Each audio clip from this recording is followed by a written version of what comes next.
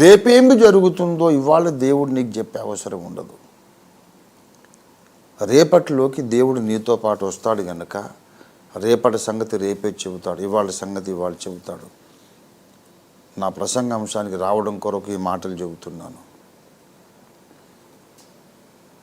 నీ జీవితంలో ఇప్పుడు నుండి రేపు, ఎల్లుండి, వచ్చే సంవత్సరం, రాబోయే అనేక సంవత్సరాలు దేవుడు ఎక్కడెక్కడ ఏమేమి చేస్తాడో, నువ్వేం చేయాలో మొత్తం స్కెచ్ రాసి నీకు దేవుడు ఎప్పటికీ ఇవ్వడు.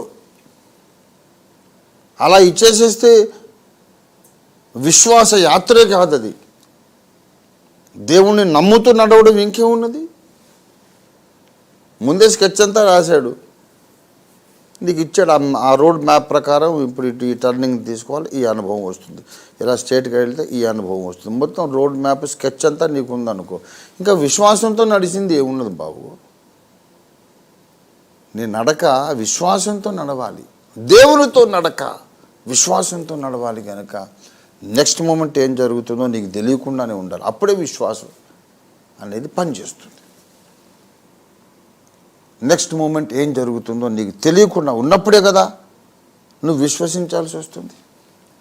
అందుకే భవిష్యత్ అంతా దేవుడు నీకు స్పష్టంగా చూపించాడు.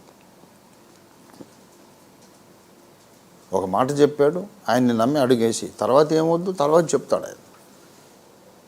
నెక్స్ట్ 1 అవర్లో ఏమవుతుందో అప్పుడు చెప్తాడు.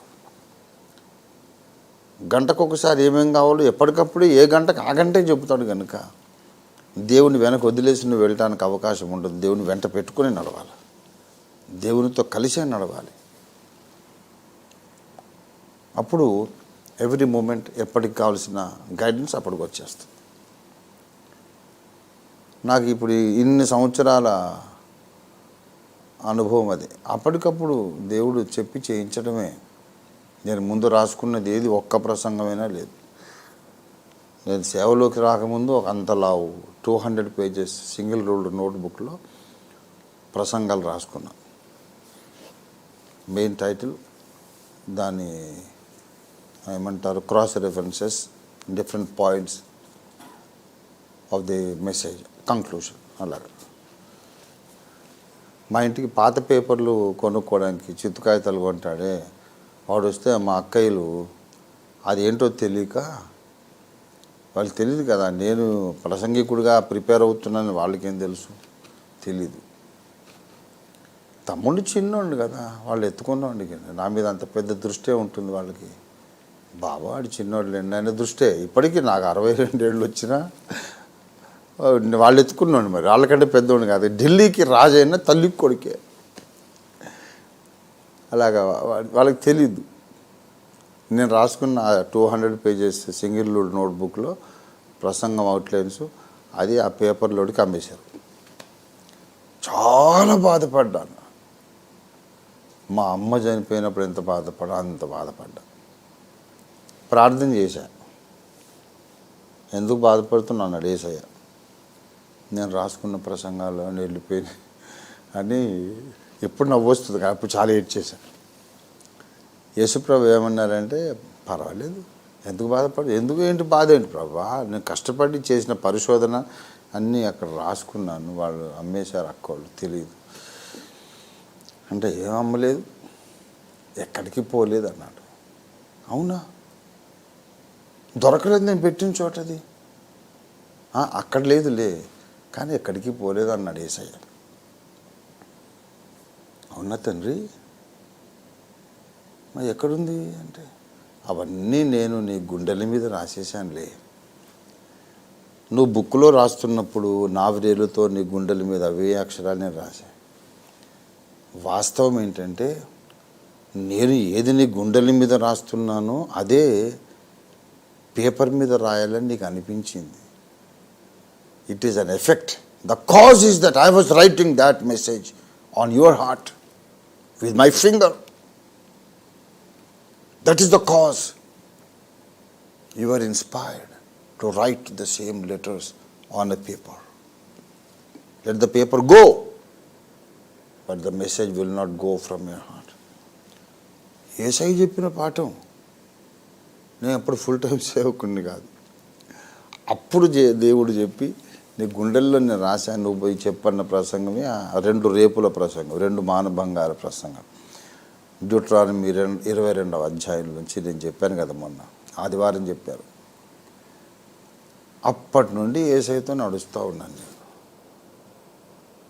నాకున్న ధన్యత అది. నేను పర్ఫెక్ట్ కాదు, కానీ యేసయ్యతో నడిచా. You know one thing, even imperfect people can walk with God.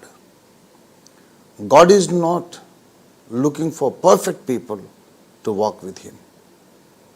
Never let that wrong notion deceive you.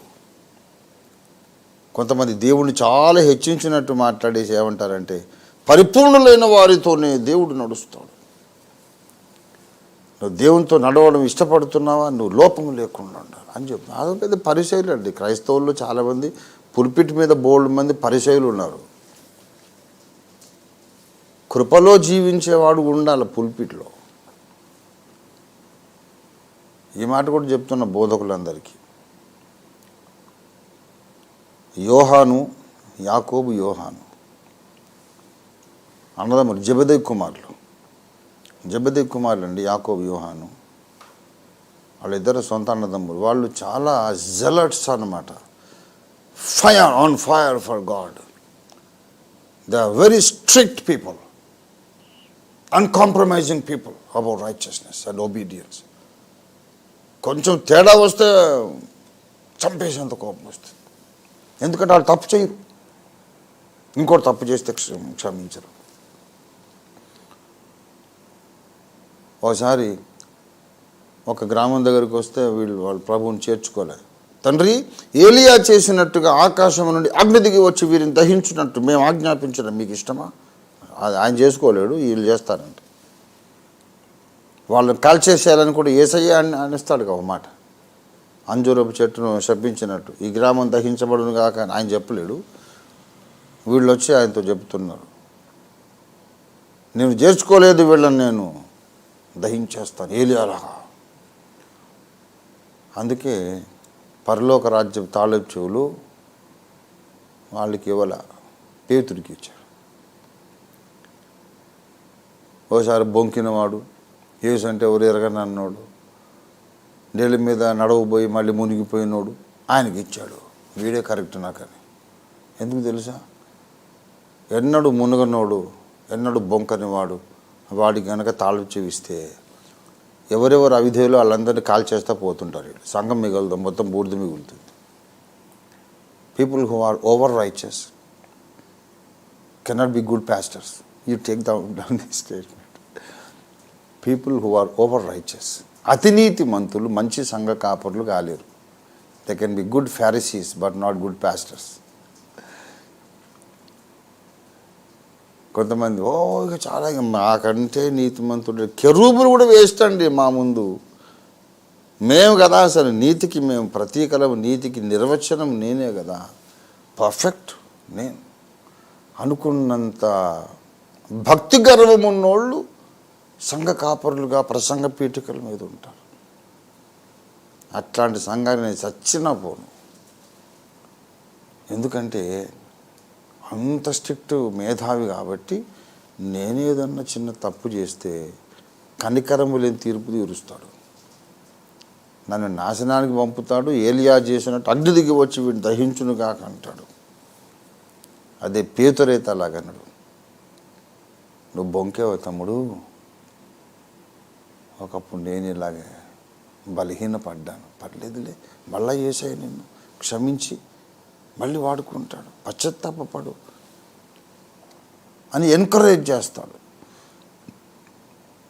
బలహీనులను ప్రోత్సహించడానికి పరిపూర్ణులు కాదు, పడి లేచిన వాళ్ళే పనికొస్తారు. ఇది కూడా ఒక వాల్యుబుల్ కోట్ మీకు. బలహీనులను ప్రోత్సహించడానికి పరిపూర్ణులు పనికిరారు, పడి లేచిన వాళ్ళే పనికొస్తారు. ఇదొక deep secret involved in God's gracious ways and God's gracious plans. సరే, దేవుని సన్నిధిలో మనం నడవాలంటే నువ్వు పర్ఫెక్ట్ కానక్కర్లేదు. ఈక్వల్లీ ఇంపార్టెంట్ స్టేట్మెంట్ నేను చేస్తున్నా వినండి. You need not be perfect in order to walk with God. Even imperfect people can walk with God. But if you are not a perfectionist, it is highly impossible to walk with God. పరిపూర్ణులు దేవునితో నడుస్తారని Bible చెప్పటం లేదు, పరిపూర్ణతావాదులే నడుస్తారు, ఇది Bible చెప్తుంది. Already పరిపూర్ణులు అయిపోయిన వాళ్ళు నడుస్తారని కాదు, పరిపూర్ణుని కావాలని ఆశ కలిగిన వాళ్ళు దేవునితో నడవగలుగుతారు. ఎందుకంటే అసలు పరిపూర్ణులం కావడానికి మనం చేసే సాధనే దేవునితో నడవటం. పరిపూర్ణులం కావడానికి మనం చేసే ప్రయత్నమే సృష్టికర్తతో నడవటం. నడవడం అంటే నిజంగా రోడ్డు మీద పోయి వాకింగ్ రోడ్డు మీద చేయటం అని కాదు, జీవిత యాత్రలో దేవునితో నడవటం, అడుగు తీసి అడుగు వేయటం. ఏంటంటే దేవునిలాగా మారడానికి మనం చేసే ప్రయత్నమే. ఎప్పుడైతే ఇది తప్పు నాలో ఉండకూడదని రియలైజేషన్ వచ్చి దాన్ని వదిలించుకొని కొత్త తీర్మానం చేసామో ఒక అడుగు ముందుకు పడ్డట్టే. ఒక మంచి పని చేయడానికి తీర్మానం చేయడం, ఒక చెడు పని మానడానికి తీర్మానం చేయడం, అవన్నీ ముందుకు నడవడమే మంచిది. ప్రతి బోధకుడు దేవునితో నడిచేవాడు కావాలి. అనుక్షణం దేవుని నుండి ఒక నడిపింపు కొరకు ఎదురు చూస్తూ నడిచేవాడై ఉండాలి. ప్రసంగ పీఠిక మీదికి కూడా ఆత్మతో నింపబడి రావాలి, కానీ బైబిల్లోని అక్షర జ్ఞానంతో నింపబడి వస్తే ప్రయోజనం లేదు. ఏమన్నాను? This is a statement which you will not understand easily. ప్రసంగ పీఠిక మీదికి ప్రసంగికుడు ఆత్మతో నింపబడి రావాలి, లేఖనాలలోని అక్షర పరిజ్ఞానంతో నింపబడి కాదు. అక్షరాలతో నింపబడి వస్తే అక్షరాలు చంపుతాయి, అక్షరము చంపును కానీ ఆత్మ జీవింపజేయను. పరిశుద్ధాత్మతో నింపబడాలి, ఆత్మతో